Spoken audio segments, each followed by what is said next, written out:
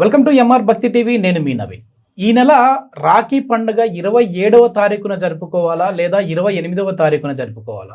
అందులోనూ చంద్రగ్రహణ ప్రభావం కూడా ఉంది. ఎప్పుడు ఏ సమయంలో జరుపుకోవాలి, ఎప్పుడు జరుపుకుంటే మనకు మంచి జరుగుతుంది, వీటి గురించి అడిగి తెలుసుకుందాం. ప్రస్తుతం మనతో ప్రముఖ జ్యోతిష్య పండితులు నందిబట్ల గారు ఉన్నారు.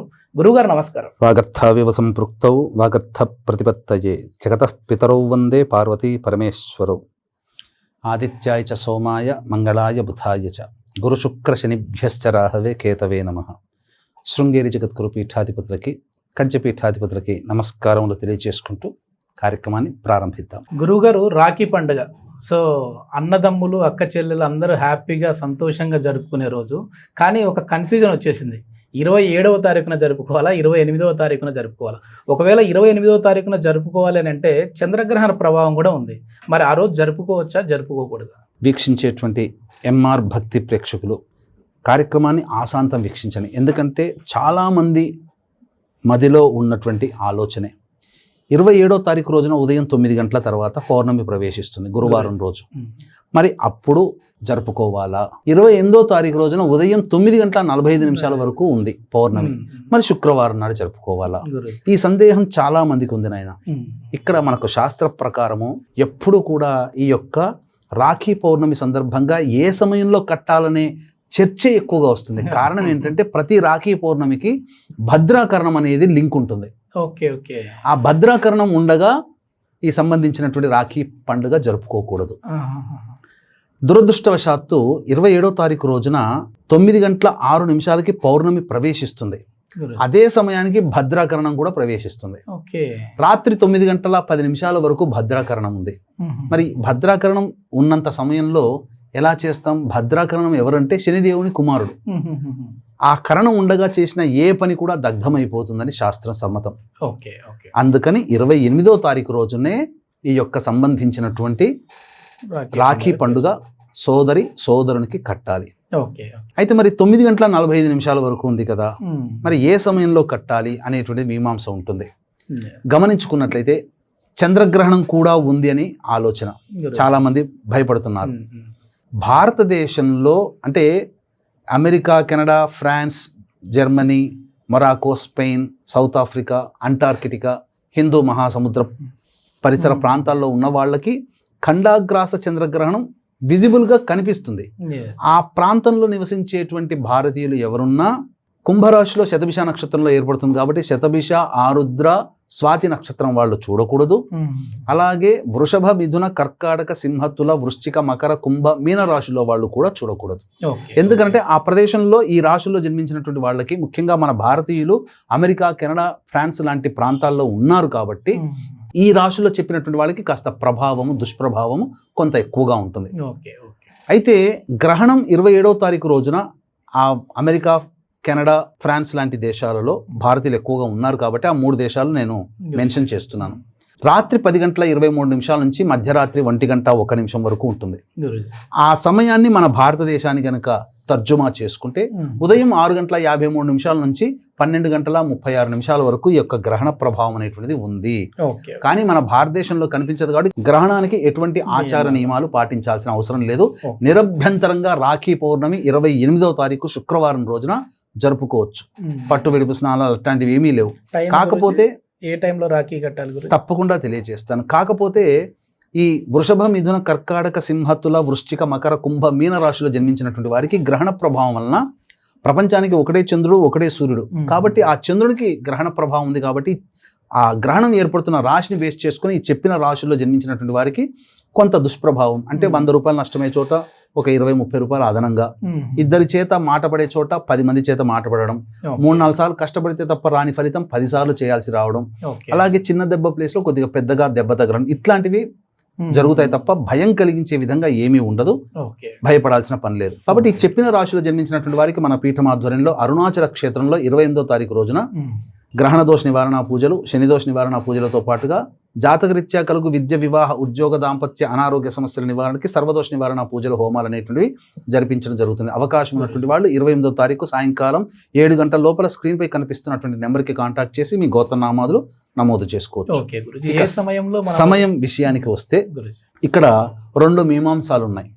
ఒకటి 21వ తారీఖు రోజున ఏ కారణం చేతనైనా కానీ వరలక్ష్మి వ్రతం చేయలేనటువంటి స్త్రీలు వరలక్ష్మి వ్రతాన్ని 28వ తారీఖు ఉదయం 4 గంటలకే లేచి కాలకృత్యాలు తీర్చుకుని 5ంటికి మొదలుపెట్టి 6-6:30 కల్లా పూర్తి చేసుకోవచ్చు, లేదా 6ంటికి మొదలుపెట్టి 7 గంటలకల్లా పూర్తి చేసుకుంటే మంచిది. ఎందుకంటే రక్షాబంధనం కట్టాలంటే సోదరే ప్రధానం, స్త్రీయే ప్రధానం ఇక్కడ. కాబట్టి వివాహం అయిన మహిళలకి ఈ విధంగా చెప్పిన సమయంలో ఈ వ్రతాన్ని ఆచరించుకోవచ్చు. వివాహం కాని యువతులు ఉంటారు కదా, వివాహమైన మహిళలు కూడా ఏ సమయంలో రాఖీ కట్టాలి అనేటువంటి మీమాంస ఉంది. అయితే సూర్యోదయం లగ్నం అనేటువంటిది సింహలగ్నం అయ్యింది. ఆ 6 గంటల నుంచి 7:30 వరకు కూడా సింహలగ్న ప్రభావం ఉంది. సింహలగ్నంలో ఎవరున్నారు? రవి, కేతు. ఇవి 2 సహజ పాపగ్రహాలు. ఈ సహజ పాపగ్రహాలతో కలిసిన బుధుడు కూడా సహజ పాపి అయిపోతాడు. కాబట్టి అది వర్జనీయము. తరువాత 7:30 నుంచి మొదలుకొని దాదాపుగా 10 వరకు కూడా కన్యాలగ్నం ఉంటుంది. లగ్నంలో శని ఉంటాడు. లగ్నానికి అష్టమ శుద్ధి ఉంది. పైగా లాభస్థానంలో గురుడు ఉంటాడు, శుభకరుడైనటువంటి గురుడు. సర్వదా అన్ని రకాల దోషాలని కూడాను తొలగిస్తాడు. ఇక 6 నుంచి 7 శుక్రహోర, 7 నుంచి 8 బుధహోర, 8 నుంచి 9 చంద్రహోర, 9 నుంచి 10 శనిహోర. కాబట్టి వర్జం ఏమైంది? 8:32 నుంచి 9:25 వరకు దుర్ముహూర్తం ఉంది. శుక్రవారం రోజు కాబట్టి దుర్ముహూర్తం ఉదయం 8:32 నుంచి 9:25 వరకు ఉంది. కాబట్టి ఆ 8:30 నుంచి 9:25 పనికిరాదు. బుధహోర, చంద్రహోర 2 స్పర్శలున్నాయి. అంటే 7:30 వరకు సింహలగ్నం ఉంది. 7:30 తర్వాత కన్యాలగ్నం ప్రవేశిస్తుంది. లగ్నంలో శుభుడు ఉంటాడు, శుక్రుడు ఉంటాడు, లాభస్థానంలో గురువు ఉంటాడు, అష్టమ శుద్ధి ఉంది. పైగా బుధహోర 7:30 నుంచి 8 మధ్యలో కానీ, లేదా 8 నుంచి 8:30 మధ్య కాలంలో చంద్రహోర కానీ, రమారమి 7:30 నుంచి 8:30 మధ్య కాలంలో రాఖీ పండుగ సోదరుడికి కట్టాలి, అంటే రక్షాబంధనం కట్టాలి. ఇది సమయం. 9:25 నుంచి 9:45 వరకు పౌర్ణమి ఉంది. దుర్ముహూర్తం అయిపోతుంది, కానీ శనిహోర ఉంటుంది కదా, పనికిరాదు. అయితే దీని విధి విధానము ఎలా చేసుకోవాలి అని మనకు శాస్త్రంలో చెప్పబడి ఉంది. ఏంటంటే ఉదయాన్నే సోదరుడు సోదరింటికి సోదరి సంతోషపడే విధంగా బహుమతులు కానీ అభయము కానీ తీసుకొని వెళ్ళాలి. సోదరుడు వెళ్ళాలి. వెళ్ళిన తర్వాత రాగానే సోదరుడు ఉదయం పూట భోజనం చేయడు కదా, కాబట్టి ఏదైనా టిఫిన్ ఏర్పాటు చేయడమో, 7 గంటలకు అట్లా వెళితే టిఫిన్ ఏర్పాటు చేయడం, ముందుగా ఏదైనా ఒక చక్కటిగా స్వీట్ తినిపించడమో చేయాలి. సోదరుణ్ణి తూర్పు వైపు ఫేస్ పెట్టాలి, కూర్చోబెట్టాలి. కూర్చోబెట్టిన తర్వాత ఒక పళ్ళెంలో 2 దీపారాధన కుందులు తయారు చేసుకోవాలి. నువ్వుల నూనెతో కానీ ఆవు నెయ్యితోనైనా కానీ చేసుకొని దీపారాధన వెలిగించాలి. 3 పోక చెక్కలు పెట్టుకోవాలి. అలాగే బెల్లము, అలాగే ఆ పాలు మరియు బియ్యపిండి, ఈ 3 కలిపితే ముద్దలాగా తయారవుతాయి. 3 ముద్దలు దగ్గర పెట్టుకోవాలి. పెట్టుకున్న తర్వాత ఒక పోక చెక్కతో క్లాక్ వైజ్ డైరెక్షన్గా తిప్పాలి, పక్కకు పడేయాలి. 2వ పోక చెక్కతో యాంటీ క్లాక్ వైజ్ డైరెక్షన్గా ఇలా 3 సార్లు. 3వ పోక చెక్కతో పైనుంచి కింది దాకా 3 సార్లు దిగదుడపాలి.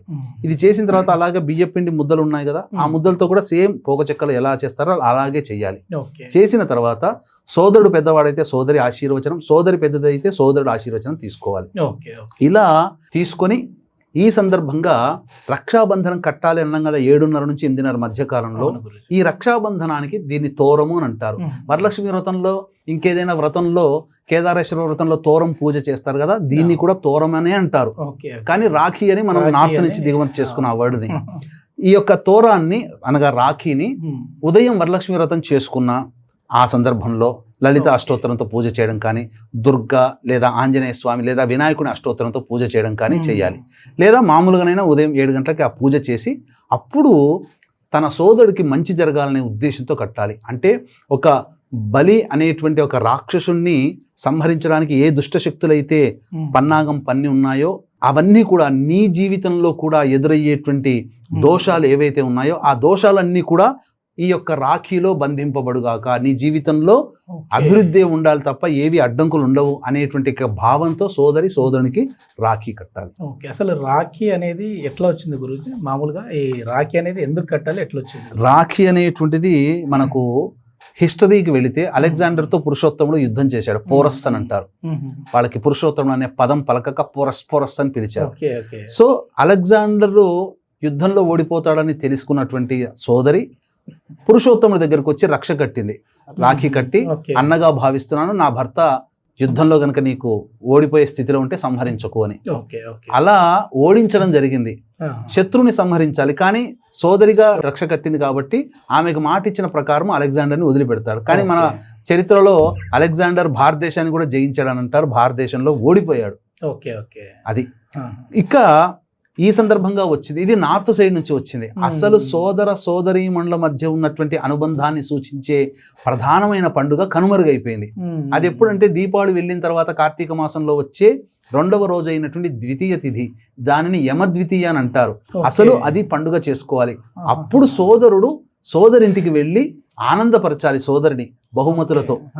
ఎందుకనంటే యముణ్ణి పిలుస్తుంది భోజనానికి రమ్మని, కానీ బిజీ స్కెడ్యూల్ వల్ల రాలేకపోగా యమున దగ్గరికి ఆ కార్తీక మాసం వచ్చిన 2వ రోజున వచ్చాడట. అప్పటి నుంచి ఏదైనా వరం కోరుకోమంటే అప్పుడు అడిగింది, ఎంతో కోరికతో నేను పిలిస్తే వచ్చావు అన్నయ్య, కాబట్టి ఇక నుంచి నీవు వచ్చినటువంటి రోజున ఎవరైతే సోదరుడు సోదరింటికి వెళ్ళి ఆ సోదరి చేత వంటకాలు భుజిస్తాడో ఆ సోదరునికి ఎటువంటి మృత్యు భయం లేకుండా చూడు అంటే అలాగే అని చెప్పి 1 సంవత్సరం మళ్ళీ తిరిగి వచ్చేటువంటి కార్తీక మాస శుద్ధ ద్వితీయ వరకు ఎటువంటి గండములు ఆపదలు రాకుండా ఉండాలని చెప్పి ఆశీర్వచనం ఇస్తాడు, వరం ఇచ్చాడు. అది యమద్వితీయ. అది యాక్చువల్ గా చేయాల్సినటువంటి సోదర సోదరి మండల మధ్య ఉన్న బంధము. కానీ ఇది నార్త్ సైడ్ నుంచి ఒక 1000 సంవత్సరాల కిందటనే మనకు ఆపాదింపబడింది, 1000-2000 సంవత్సరాల కిందట. అలా మనం చరిత్రలో ఈ విధంగా చేసుకుంటారు. ఇది నార్త్ సైడ్ లో ఎక్కువగా ప్రాచుర్యంలోకి ఉంది. దీన్ని మన వాళ్ళు కూడా ఆచరిస్తున్నారు కాబట్టి తప్పు లేదు. చాలా చక్కగా వివరించారు గురూజీ. ఎందుకంటే మొత్తానికి 28వ తారీఖున ఉదయం మీరు చెప్పిన గడియల్లో ఈ రాఖీ పండుగ జరుపుకుంటే బాగుంటుంది.